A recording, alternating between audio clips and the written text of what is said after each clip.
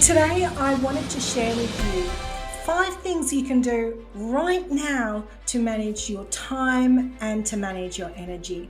I know that for a lot of people, when we want to get ourselves organized, or we're starting something fresh, or we've just finished a project, you can start to feel overwhelmed after a little bit of a break. And there's a mountain of stuff to come back to. You've got an inbox full of emails. You've got all of these people lining up at the door, hopefully, who want to speak to you or do business with you. So what are some simple things that you can do right now to manage your time and energy? The first thing I would highly recommend is make sure that you're allowing for break times and well-being times. Make sure that in your calendar you are actually scheduling a lunch break. Make sure you're scheduling your exercise and allowing for the travel time to get to that, or the stop work time, so that you can prioritize this.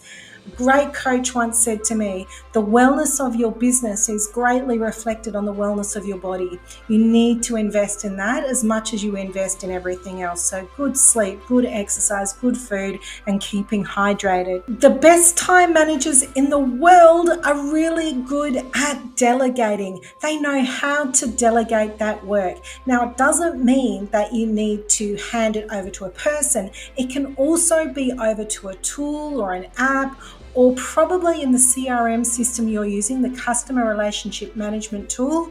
There are some automations you can take advantage of. So use these so it's not you that has to manually do this work. Now, the problem with a lot of small business owners when it comes to delegating or outsourcing to somebody else, they feel like it's self-indulgent to spend that money when they could be doing it themselves. A great coach once said to me that you need to imagine that you're worth $500 an hour. Whatever it is that you are worth per hour, is there someone else that can do that cheaper? Then you need to get them to do it. It's like trying to use a Lamborghini to deliver items when somebody could be doing it on a push bike, right?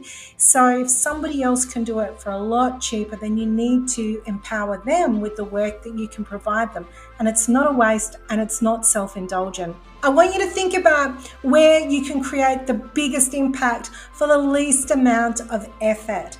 So think about where you can get instant return, where you can get money coming back into your business quickly, or create a result with the least amount of resource, time, energy, money, whatever can be turned around quickly and effortlessly into your business. And that's where you need to be putting your focus and attention. That's what you need to be prioritizing. One of my favorite recommendations is the Serenity Prayer. Now, don't ask me to recite this for you right now, but most people have heard of the Serenity Prayer. It's a simple prayer that basically says, God, grant me the serenity to know what's in with my control, what's not, what's the difference between the two. Focus on what's in my control and work with that, and wisdom to know the difference between those two things. Really, it comes down to focusing on what's within your control and doing that well. Put your effort and energy into the things that are controllable, rather than exhausting your energy with things that are outside of your control. And lastly, a really simple one. Start to be a little bit more ruthless with your time. If you need to, reschedule an appointment or cancel one. So if you've organized to catch up with somebody, have a cuppa or a lunch, and you're really feeling under the pump, then don't be afraid to say, look, I'm really sorry. Would you mind if we rescheduled? I'm falling behind on some deadlines here and I need to put some focus and attention on them. So don't be afraid to do that, because I'm sure they'll appreciate that business comes first and you need to put some energy and attention into that. You don't want to be doing that all the time. You need to be getting on top of your time management and prioritization and your effective delegation of your time. But you know what? Just for 1 week, it doesn't hurt to be able to reschedule that.